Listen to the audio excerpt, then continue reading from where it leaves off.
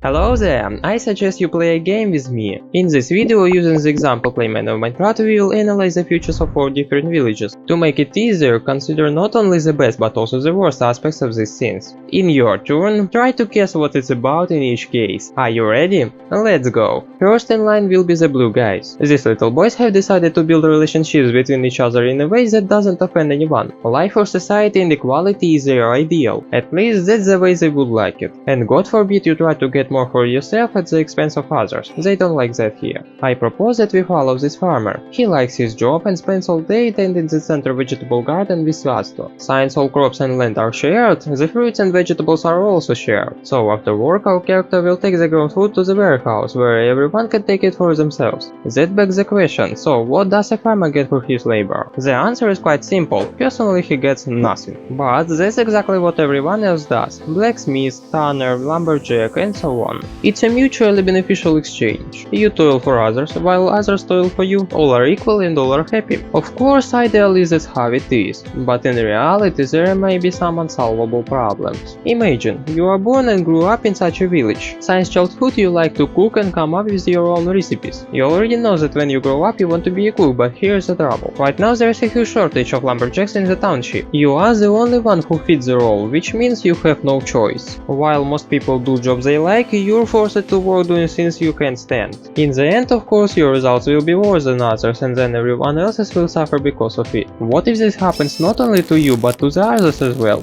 Everybody will try to dodge their work and do the bare minimum. Why not if you still get everything you need and want absolutely free? Sooner or later this approach will inevitably lead to collapse. And it's not so much the men themselves that are to blame, but rather their nature to be special and different from each other. The green guys decided to do exact opposite. Here everyone belongs to his own group and has his own rights. It should be clarified that there are three main classes: the elites who have the most wealth, the slaves who do most of the work, and the common people.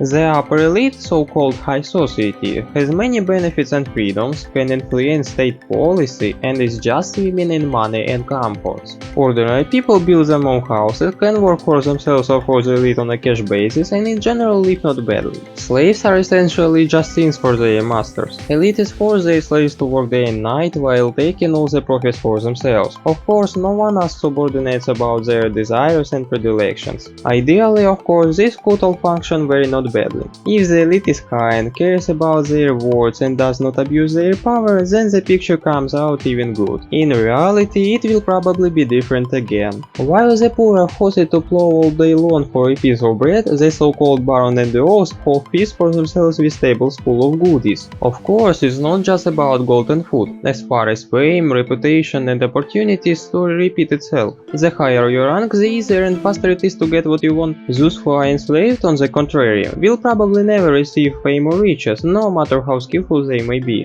The only way is to count on the benevolence and mercy of the master.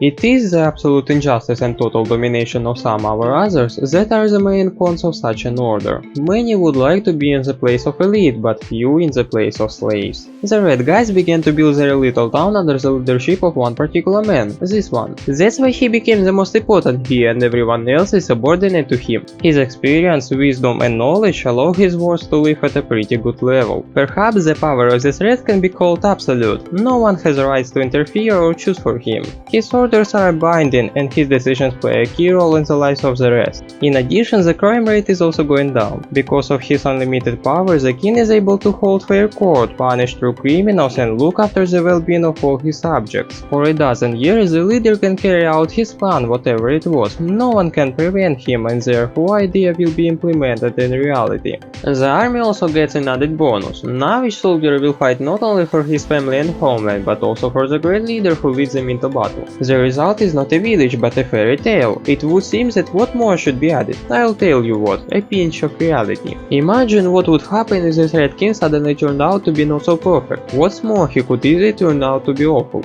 It is very hard to overthrow him because all the power is in his hands. It is enough to gain the loyalty of those who can force others to obey, and the full kingdom is at your feet. The rest of guys get into a terrible situation, but have to constantly pretend to like everything. For those who choose to resist, an unenviable fate awaits. In fact, it is rare to find creature intelligent, kind and fair enough to trust him with limitless power, and how to find such is a good mystery. And last in line will be the village of Yellow Men.